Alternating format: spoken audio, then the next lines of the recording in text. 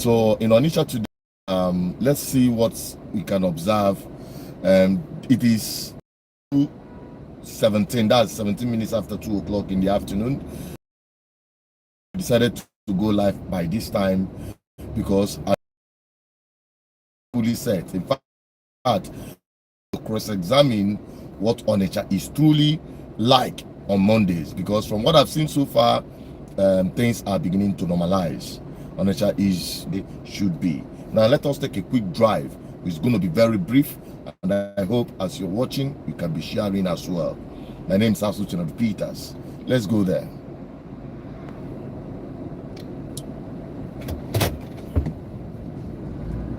So if you're watching from Facebook, please don't forget to follow. If you're watching from our YouTube, please subscribe and stay connected to your voice. All right, what I observed today, even from my neighborhood, is that a lot of people are beginning to gain confidence in taking their children to school on Mondays. All right, I experienced that because I saw quite a number of them who usually don't go to school on Monday go to school. And from what you are seeing, you can see some pupils of different schools returning back from school on a normal day. All right, you can see some children, they are returning back from school. That is what is happening in Onitsha now. Things are beginning to normalize. Businesses are open, although you can feel the little bit, the ambience is more or less like a little bit of a holiday kind of. But once schools are open, banks are open, government offices are fully open. Like now, we're going to drive through inside this local government. This is Onitsha, not local government. You can see the offices are open, the staffs are there. You see all the cars parked. They are members of staffs of this local government, telling you that everything, you see that, showing you that everything has opened to normal. Government offices are open, and as it is here, that is how it is every other place. I kept commending this very current local government boss, Onitsha North. That guy is doing something exceptional, and if you see from the compound we just drove through inside local government, shows a lot of different from what it used to be back in the days. All right, and other works that he's doing. I'm not here to talk about the local government chairman and his achievement, but what is done well need commendation. Okay, all right. Like I said, it is Monday, and businesses are normally open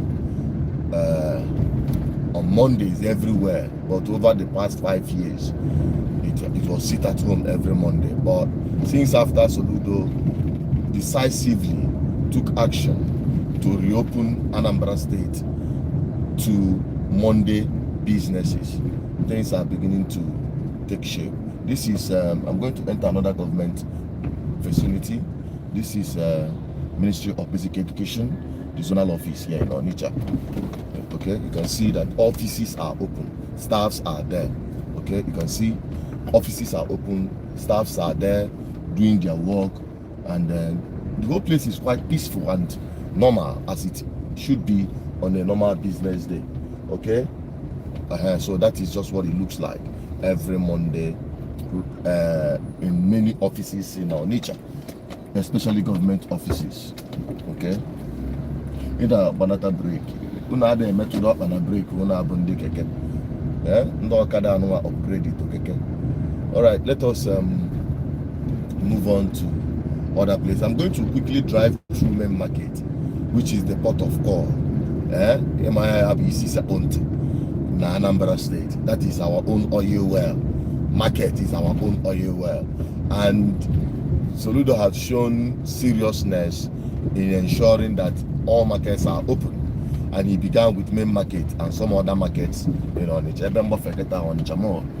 Business has always been open like that in Onitsha since over these years. Okay, apart from some few times. And then is Oka Road. I'm just going to drive straight to main market. The weather is hot, so my device could pick up heating up any moment. So I don't want to keep this live for a long time. I just want to make it very swift, okay? Because we're making this video in a hot afternoon. So Eban Noketa Oka Road. We're driving straight down to main market. For that now, the roads are as busy as it should be on a normal day, but relatively a lot of businesses is open normally, government offices, schools, and the rest of them on Mondays. So this is what it looks like today, both 16th of March 2026. Okay. And shops or businesses that is not yet open today, how can a shake go or the real and all that? But from what I'm seeing, a lot of businesses are open, like Airtel. I just passed Airtel office. Their office is open. Now, long an observation, and Soludo must take it very seriously. Today, Monday, normally on a normal business day, this traffic light in when they enforce here, but the traffic workers. Today, you cannot see them anywhere. And I am the manager drive past the traffic. You see the traffic is red. And the man drive past it with impunity. What do I happen at this traffic? Apart from myself, especially these bus drivers and these public transporters. Okay? Because the government I better all today. Yes. For traffic. I better all tata. They are nowhere to be found. You got eba by this time tomorrow on a normal day. You got funa faju eba. Ha balachi eba. Nede. Nigga I jump for traffic abamuchie. Manatata. Fa putara all. Fa putara how there weren't any sign of them. They put all. The water go. And I've been issue I observe that Nambebido this enforce reopening of businesses now Anambra State by Soludo. Now Junction now no roundabout I am which is DMGS roundabout with heavy security outpost presence there in order to enforcement of sit at home. And Morozim can them the CCK so and they buy man their brain are go conditioned na Monday Aziafia. You can imagine on a teacher of a private school, a friend of mine. When you yesterday on your own every time to do the no when they are possible like I be the school. Monday. A teacher is saying this, but not private school teacher. So see what of home can akuziri how to go to primary school, by secondary school in a state and I go out every day. How do you intend for those children to cope? I say yeah, they will cope now. They will just know that now I know na Anambra State and Anna goes out Monday. They will cope. But now we could not cope to the fact that Monday sit at home have ended. Psychologically, Oboli are sure to go down now Monday. Now you are now expecting little kids. Cope mentally, something that their psychology have already programmed subconsciously. Now that go out Monday. That is even the greatest crime we've committed against ourselves, against our generation to come. The young people our own children living in Biafran land. That is even the major reason. From day one, I was sounding it very clearly that I never supported this every Monday that it doesn't make sense. It will not help our cause for our agitation for Biafra or even for the release of Nnamdi Kanu. I kept saying it from day one. Even the enforcers enabled, in fact, I think they have achieved the objective, because the objective was to indict Nnamdi Kanu using enforcement of Monday sit at home, and that other cage where Nnamdi Kanu today if I see yet the people I cannot try to readjust themselves. But I thank God, at least Soludo took the bold step. At least I know gradually, but if I name any in a mekwanka, in a mekwa act of governance. In key metal of mass, yes, name metal of in key metal of Mwagi Kukwa, the metal of if was the candas were packaged in the 80 main road, a load motor, a load keke. I'm not one man to see about Mosai, I got can't down a more flow ever. Kaina Gagodu.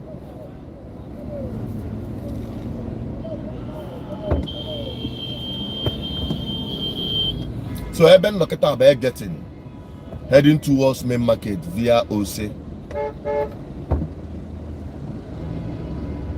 So Eben Loketa, if we go on the 80 main road, car was a Salavia, and they are as Wagali steady. Mamboane missed at home, Mambade missed at home, Fan as Waga first steady. Man on the 80 main road. About 1 half if one thing can Ulu trailer park in name offload, Cavapo Salavia. All the way party, I said, I'm not making we came up to an emerald up to the anywhere close by. Weke in or permanently nearly. But the truth of the matter, Bona, it provides Sigulu Fair Befagano, ever also the number, Eba Ni Mafia shops are this year empty. On a main road now, Zwapia, 80 main road was started now, Zwapia. Then Undi Motos Bezier, Fana Fazium Fafa. Nana. Also as wide as anything. Chekanga Fefa, you see what I'm talking about. Back all look as a lady. Nobody send them mother. Biazo Monday. Now Biazo Monday, Kayanazo. When enforcement in Wake. Also say look what infrastructure, but you see, no governance. What I go? Law without enforcement is as useless as no law. What I go? Back and Negalania Fagitinaro, and then I road congestion. Back all over the Agwandia, Aguafagua, Putan Nozo, Diana Bun Queseleno, Zuavia, whatever they provided for them. Let government provide a place for them.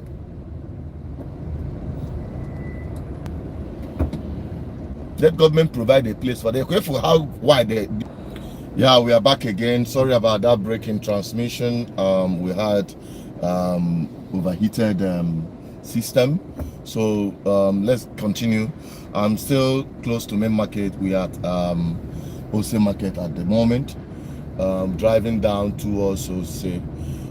Just right behind me, I saw Ndi Otuosha Brigade, and these are the people that are responsible to clearing of this thing. Now, in our side, I line on Abadafia, or the Kanda no and one on a union, and one this at home. On a union that they will be the last people.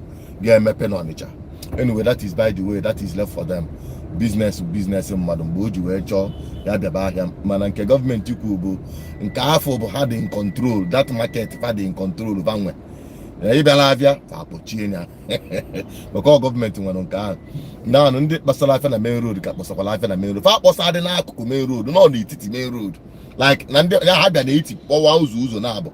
Azu, Ndema Sina Azunaga. Motor was one side, Apuzio motor, one side. How about Sacha? In fact, he cable. Tinaka Makola, a bell and over that beacon. I know Kukanamara just everywhere that in Amam can never see a cope anyway. From young Fulaba, some shops in Mepebu and now they Mepebu before Mepesqua. So gradually people are getting used to it. Ozana Deba jammed with traffic on a normal business day. I feel like ebido demolition. Come on, I have a main market. I have a main market starter. I am like you na the main market. Since you have demolition, since it's Oludo Bu Caterpillar, but a main market. Where Peba Johnson Street in any we are heading towards main market through Bright or Johnson Street, not by the right. Now Johnson Street not by the right. I'm and them mad jigod like if I watch a see if any never till knows Gabo Amaki go red. Some of these things if Chapaleba no Amaki Chapaya red what I go for my Tawala Akos going in I am and drive through Johnson Street. I drive all through the main market. Makadena Ben be main market since Yaku main market. The Quacos. And some of the shops in the square by containers are for ATC in Europe.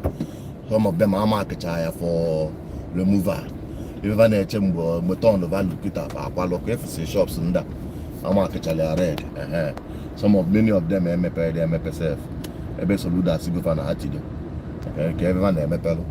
So about Bright Street. Business in where goes where the water go from the Patan, the Napataro. When more people on Apatas in Italia before. The water go for more shops are now open than before. On the bus, so I'm on the 8 main road to call Quanechia. Yeah, it's short, but if saw again. No, all chief to park you off my discharge a passenger. Or Mezi for name, or Manga Muzia Bonaga, maybe the Muzi passenger. Okay, so I look at our Bright Street, Nafu, immediately I got a Bright Street, by easy market, go. In fact, I back, even in I'm up on now, Mutamama and Gapweba, Mutamaya, Gangweba, forget. I couldn't fly back at her. I'm in market, go. I'm up on me. My batch or maybe I need member. Oh, sorry. Oh,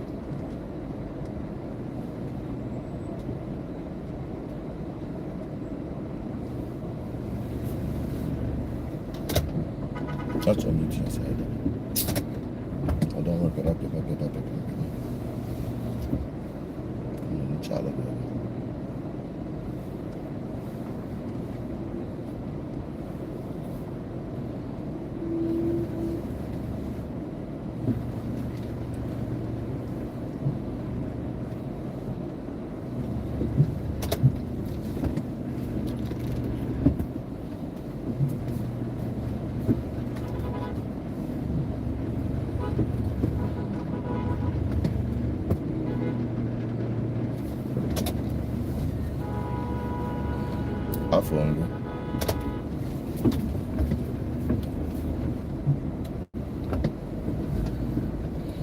Okay, ebe no kita main market. Ngoneziana if ebe ni na de ka field motor park se. If a motor ndi bela afia. Ebe ni na kita motor park se na abanye kita abu shops. Ni be main market. Shops ni main market. Oku na afia. Ebe kita na aga nya motor aga na abu. Shops akola ako. Okay na afia. Nka na anya zi motor. Ebe ani ni ka efu kita abu ebe a park iru main market. Ebe moto kwesịrị ihe niile efokọta moto niile efo moto ndị bịara afịa so efo na afịa na-azụrụ onwe ndị mmadụ kpọsachara onwe afịa na-elele onwe afịa ndị mmadụ kpọsachara afịa na-elele onwe afịa ntọọnụ ọfụ etu a kịta mee ka m efesi ime afịa ihe afụ ihe na-egosi ndị ọsọ ntọọnụ ka unu wee fụ ihe na-egosi unu kwomfụli ya nje ebe ọzọ mmejoshi ọma m nke onye a na-esoro m nnọọ n'ike so ihe na-egosi unu na essence is that ndị mmadụ apụtara gị afịa ịghọtago moto niile efu pakishi ebe niile a bụ ndị bịara afịa ịghọtago ndị mmadụ apụtara gị afịa gradually nke na-aghọta ndị mmadụ apụtara gị afịa gradually if ka main market is wela aga if ebe anyị na moto kpali akịta ahụ ime main market go toludo pialia na ayo pialia adọrọ mma o pesi akpopụ ko mfolia ihe a n'ime main market ka anyị na ba aga ebe a one of god one of folia you're seeing it. We're just going to drive around and etido we don't want this live broadcast for children call that for 30 minutes because the heat is too much self. The heat is too much. Carefully. If you motor si park chani main market ni. Ndị na-ekposa IV ewolugo le ebe a kposabali IV ozugbo fe dị egbudikwa oge ewolugo ebe a ewolugo ekposaba IV ozugbo well soludo malo nke ọ na-alụ ya bịa alụkwa nne ozugbo dị anyị na nke a na-eme na-afịa n'anya. So that is just it.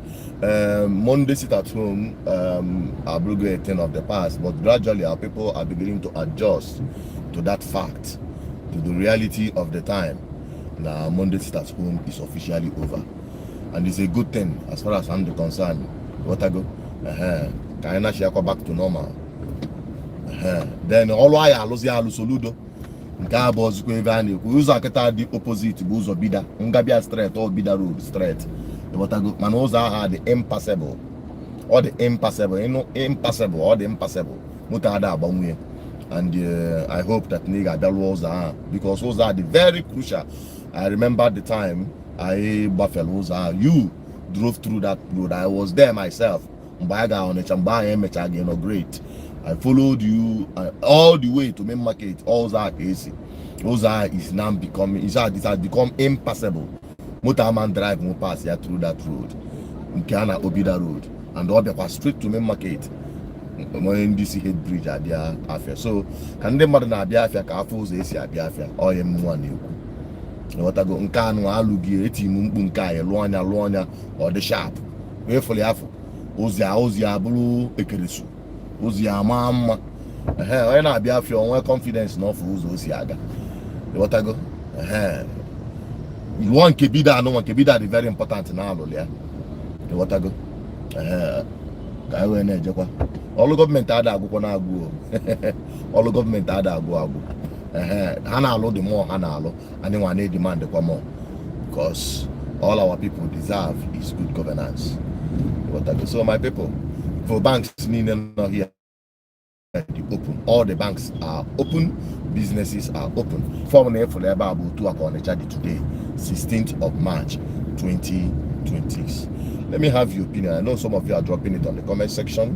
From the Facebook, thank you for watching. We appreciate you. Please share, like, and drop comments.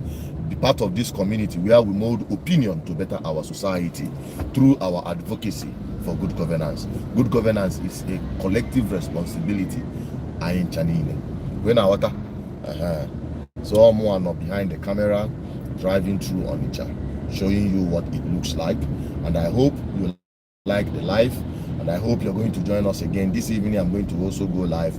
We'll be making live broadcast a normal thing again. I'm going to make broadcast almost every day, live broadcast, so that or they interactive, so that only issue literally you raise. One thing about here is that government and their people always watch what is happening here, because they know if they want to hear the truth of what is happening on the street, they'll get it here. And I belong the always go. We are not working for anybody's interest other than public interest to better our society. I'm also Janet Peters, your advocate for good governance. Help me share this video. Please keep following us. Subscribe on our YouTube channel. Please subscribe and let us together mold a better society.